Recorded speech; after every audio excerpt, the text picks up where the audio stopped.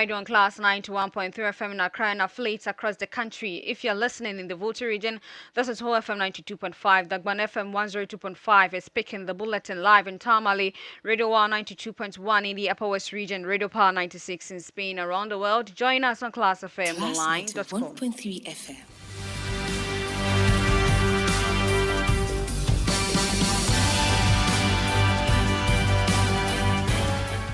Coming up in this bulletin of our Pokwasi accident, death tolls rises to 11 with 13 people still hospitalized. We have to retrieve some bodies, and when we finish retrieving them, we gave them to police, and the police sent them to the hospital for confirmation. Right now, we had a call from the police that about 11 of them have passed on, and the 13 people that were injured were sent to the Achimota hospital.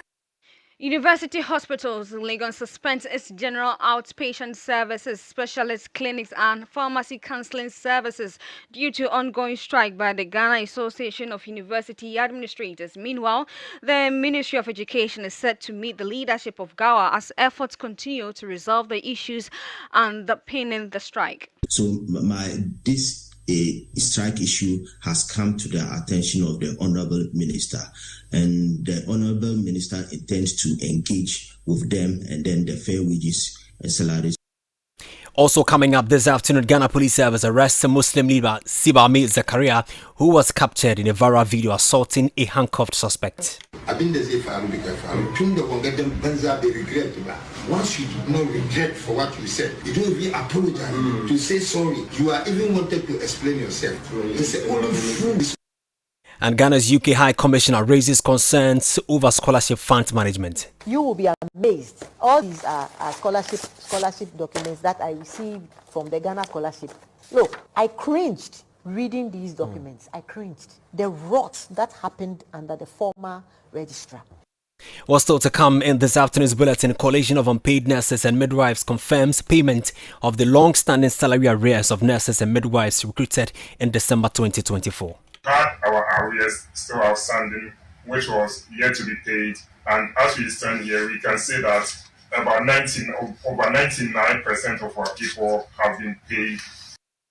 And in African news this afternoon, voting is underway in Zambia as the current president bids for a second term. These and more stories are coming up shortly.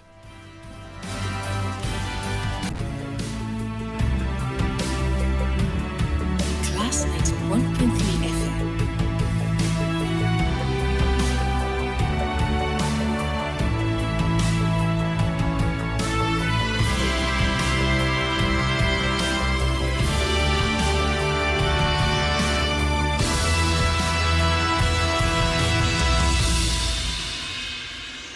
I am Elizabeth Aidoo. And I am Kwame Okyere Jnr. Let's settle for the details of the story because 11 people have been killed and 13 others injured in a multiple vehicle crash on the Ofanko-Pokwasi stretch of the N6 highway. The crash occurred at about 4 a.m. today, Thursday, August 13, between the Ofanko barrier and Jonte Enclave, involving 24 people. 7 vehicles were involved in the crash, including 2 tipper trucks, 2 sprinter buses, 2 saloon cars, and a tricycle. Some victims were trapped inside one of the badly damaged sprinter buses, prompting an emergency rescue operation by personnel from the Ghana National Fire Service. Rescue teams from the Amasama Fire Station and that of the National Fire Station headquarters were dispatched to the scene, while the 13 injured victims were conveyed to the Achimota Hospital for medical attention. The accident has caused a heavy traffic gridlock along the Ofanko-Pokwasi stretch, with motorists facing significant delay. The mayor of Accra, Michael Pakmalote, who also visited the scene to assess the situation and the impact of the crash on the traffic, he urged motorists using the stretch to exercise caution as emergency services continue rescue operations and authorities work to restore normal traffic flow. You can so follow up and go to the hospital. And some of them are in 37 and Hollywood.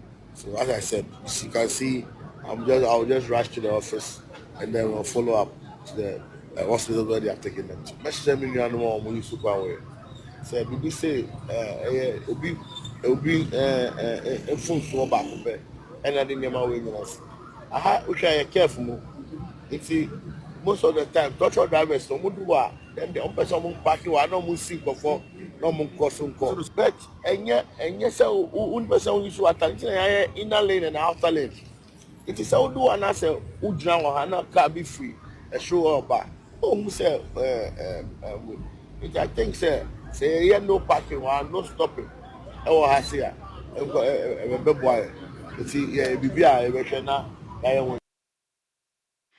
Speaking to the media, also, DO1 Emmanuel Boni of the Ghana National Fire Service said investigations are underway to establish the circumstances that led to the crash. According to him, authorities are expected to provide further details as investigation continue.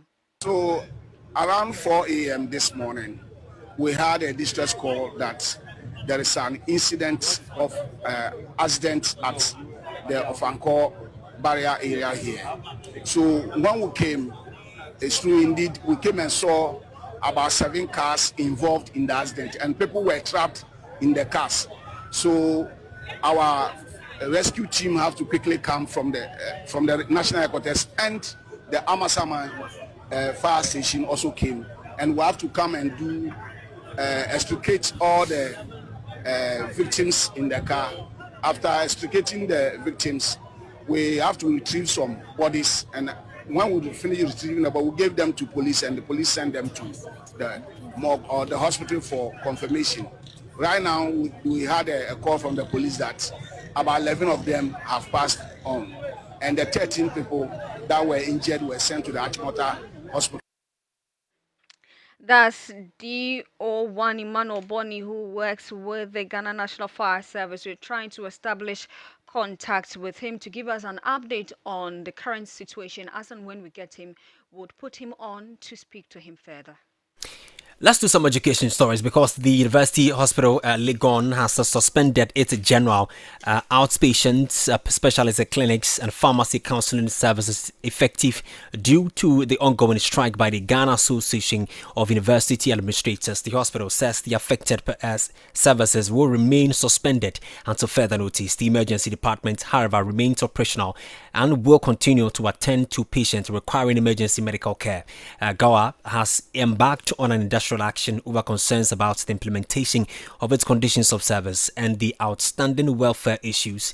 The association says the issues have remained unresolved despite engagement with the relevant authorities. Meanwhile, the Minister for Education, Aidoo, is set to meet the leadership of GAWA before the end of the week as efforts continue to resolve the issues underpinning the strike. The association has directed its members to withdraw their services until their concerns over the remuneration and other conditions of service are addressed. Speaking to Class News, the minister's spokesperson, Hashmin Mohammed, confirmed that the meeting will be held before the end of the week. Listen. Anything that has to do with education and then anything that will affect the academic calendar of any of our institutions in the education sector, we are concerned here at the Education Ministry. So this strike issue has come to the attention of the Honorable Minister, and the Honorable Minister intends to engage with them and then the Fair Wages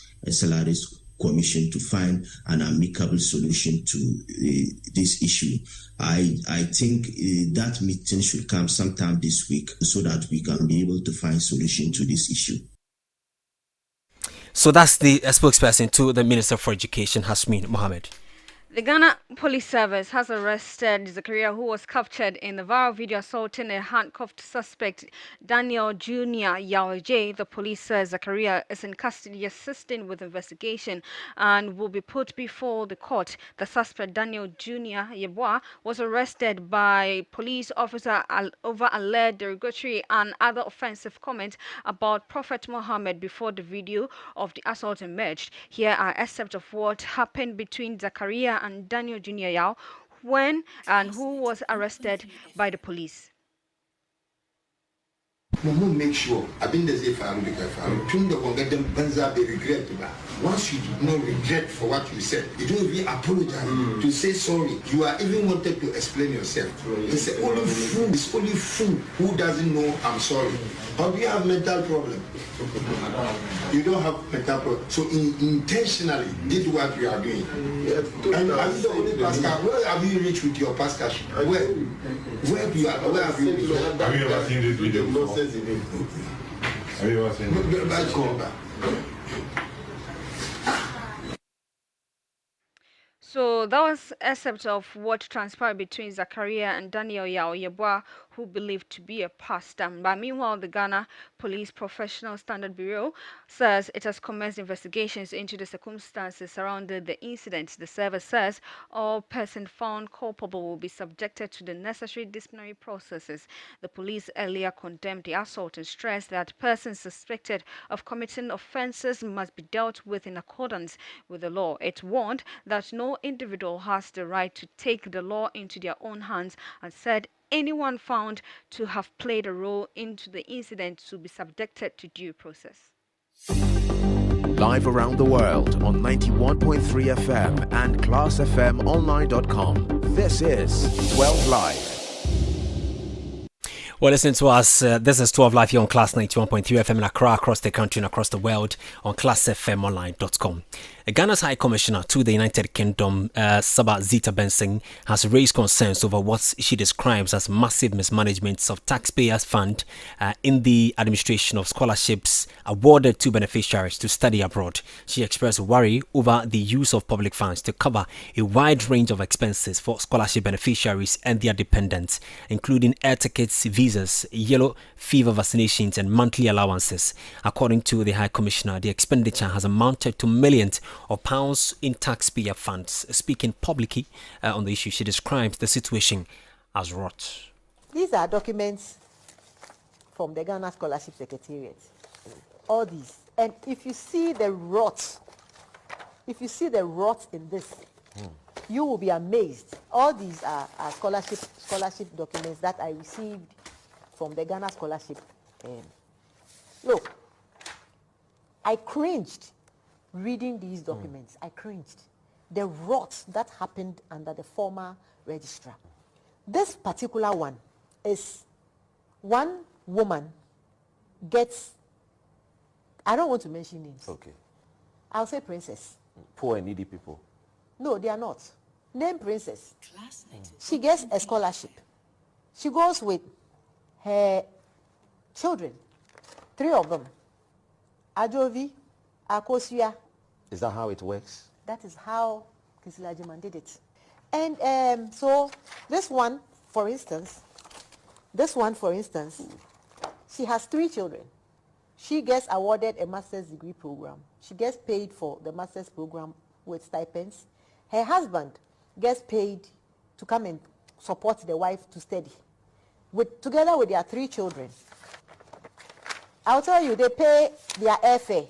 So for the 4, their visas, yellow fever card, ticket, comes to about £90,000. And every month, the 3 children, the husband, everybody, each, not to all of them, each gets £8,160. So that's the UK High Commissioner, Zita Benson Saba.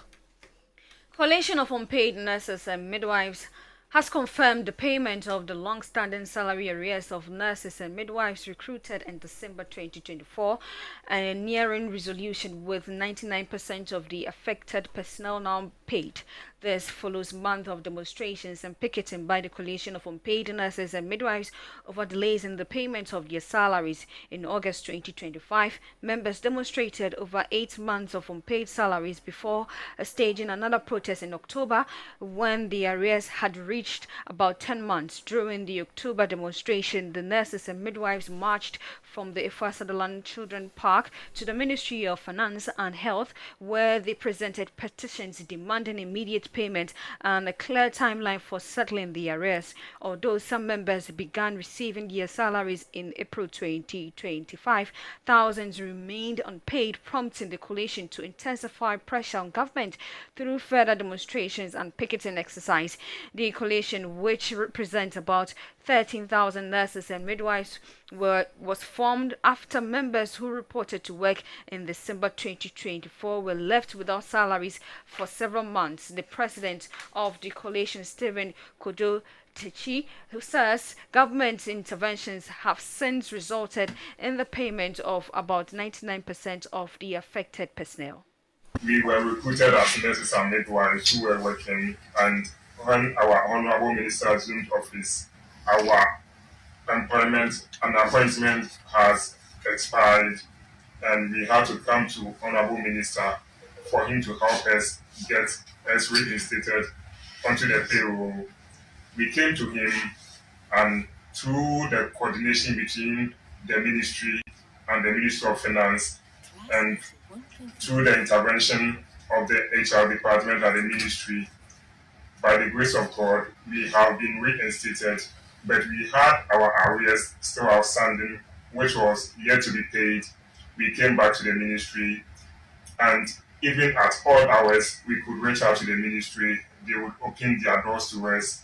We collaborated, and as we stand here, we can say that over 99% of our people have been paid, and there is an update in Akan that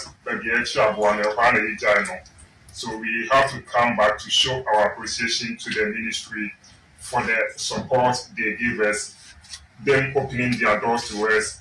Even there were times they were not supposed to communicate some things to us, but because they wanted to facilitate everything for it to be worked on, for us to be relieved of the pressure we were going through, they had to go the extra mile to give us certain opportunities, certain privileges for our issue to be addressed.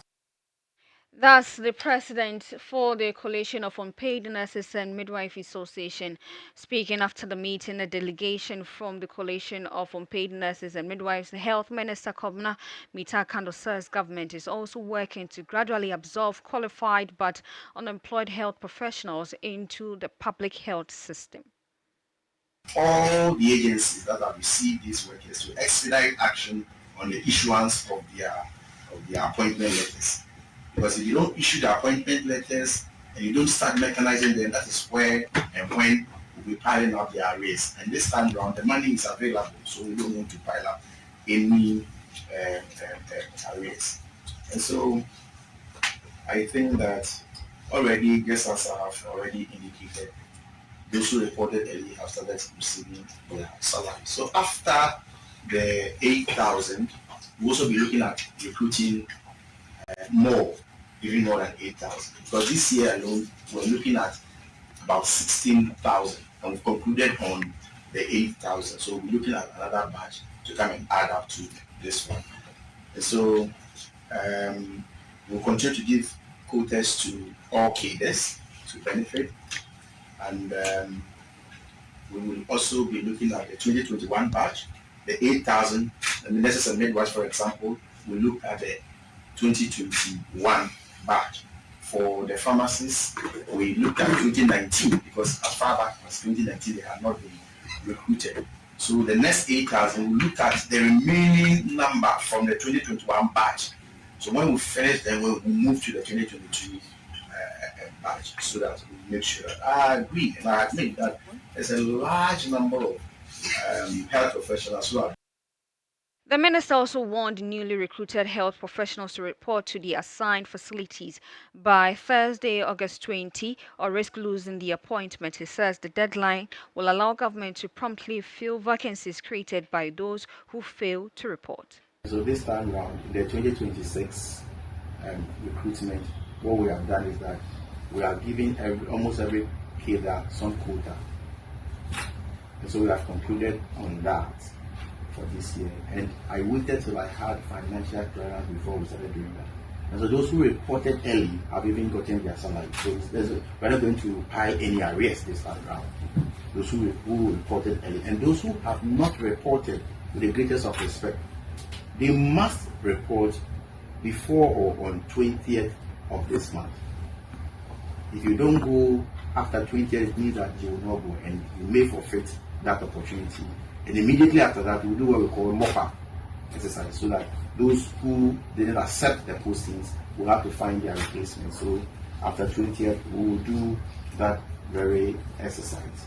And I will take this opportunity to also direct all the agencies that have received these workers to expedite action on the issuance of their appointment letters. Because if you don't issue the appointment letters and you don't start mechanizing them, that is where and when we'll be piling up the arrears. And this time around, the money is available, so we don't want to pile up any arrears. And so I think that already, just as I have already indicated, those who reported early have started receiving their salary. That's the Minister for Health, Kwame Okyere Jnr. The Lands and Mines Watch Ghana has renewed calls on the Attorney General, Minister for Justice, to initiate criminal proceedings against Adamus Resources Limited and individuals found culpable in breaches that led to the revocation of the company's mining leases. The call follows the government's decision to uphold the revocation of the Akango, Salman and Nkrofo mining leases after an interministerial committee reviewed the company's petition and confirmed the seriousness of breaches identified by the Minerals Commission's Inspectorate Division. According to the group, the committee's findings have revealed that Adamus Resources owes the Ghanaian state approximately 377 million Ghana cedis in domestic fiscal obligations. The outstanding amount include $2.56 million in unpaid mineral rights fees, 86.8 million Ghana cedis in unpaid royalties, and 290.5 million Ghana cedis in tax arrears. The group also raised concerns over discrepancies in the company's gold exports records and the transfer of $224 million to related parties outside Ghana between 2020 and 2024. So that's it there. But the government has denied reports that Chinese investors have taken over the Adamus Resource mining concession, insisting that no successor has been selected for the mine. The denial follows reports by Adamus Resources that some Chinese nationals believed to be investors had moved into the company's concession at Salman in the Elembele district barely 24 hours after the Ministry of Land and Natural Resources announced its decision to revoke their license. We were speaking to Class News spokesperson to the Minister for Land and Natural Resources, Mahmoud Kabore, said the Minerals Commission is yet to propose a successor to take over the mine. We should not jump to listening to people who are putting any information out there. Recently, when the country decided not to move ahead with gold fields at Damai, we all saw the processes it went through for EMP to become the next to take over. Have those processes been triggered? Have the government announced any successor as far as operations there to safeguard jobs and to safeguard economic livelihood in that area? No. So those are just people trying to put anything out there. But I speak for the minister. This statement comes from the ministry, and this is the clarity. Casing is part of regulatory decisions. Once we weigh the amount of breaches, once we weigh the amount of your default, once we understand the magnitude of the offenses you have committed against the minerals laws of our country, revocation could be a result. And exactly what the ministry, through its Minerals Commission has done. Revocation is different from selling. Well, he has also said any decision on the future management of the concession must go through the appropriate processes. Kabari also defended the government's decision to revoke Adamus Resources mining lease, saying the company failed to adequately respond to regulatory breaches, financial default, and concerns over activities outside its designated mining boundaries. With the Minerals Commission, you can talk about the EPA, you can talk about the Water Resources Commission, have done thorough work and have understood, come to terms to understand that, look, this area, once you are operating, has no negative environmental impact. Once you go outside that boundary and all these checks, all these boxes are not taken out of your own will, without any supervision, without any guidance, without any prior approval, then you are hurting the environment. You are raising issues of health. You are raising issues of safety. You are raising issues of regulation. Has Adamus been able to respond to some of these bare fact evidence? No. Has Adamus been able to respond to the issues of statutory and regulatory requirements? For instance, you identified that regulatory operational breaches relating to the company's activities are very open. So that's the spokesperson to the Minister for Land and Natural Resources, Mahmoud Kabore. The 2026-2027 National Service registration has opened with more than 21,000 prospective personnel placed on hold for further verification. The National Service Authority says 21,311 records submitted by tertiary institutions were withheld after a validation exercise to verify the identity and eligibility of the applicants. Meanwhile, PIN codes have been released to 121,754 eligible graduates to begin registration. The authority says the exercise is aimed at eliminating duplicate, inflated, and irregular submissions and ensuring that only eligible graduates are mobilized. Registration began on Wednesday, August 12th, and will end on August 26, 2026. There's more in the following report. More than 21,000 prospective national service personnel would have to wait for a further verification before they can register for the 2026-2027 service year. The National Service Authority says 21,311 records submitted by tertiary institutions were withheld following a validation exercise to determine the identity and eligibility of applicants. Meanwhile, the authority has released PIN codes to 121,754 eligible graduates to begin registration. A total of 144,023 records were submitted by tertiary institutions, with 122,712 approved, representing 121,754 unique persons. The authority says the validation exercise is aimed at ensuring that only eligible graduates from accredited tertiary institutions are mobilized, whilst eliminating duplicates, inflated, and irregular submissions. Online registration began on August 12 and will close on August 26, 2026. Applicants are required to activate their PIN codes, pay their applicable registration fee via mobile money, and undergo facial biometric verification against their Ghana card records. They must also provide a valid Ghana Post GPS address to facilitate accurate deployment and proximity-based postings.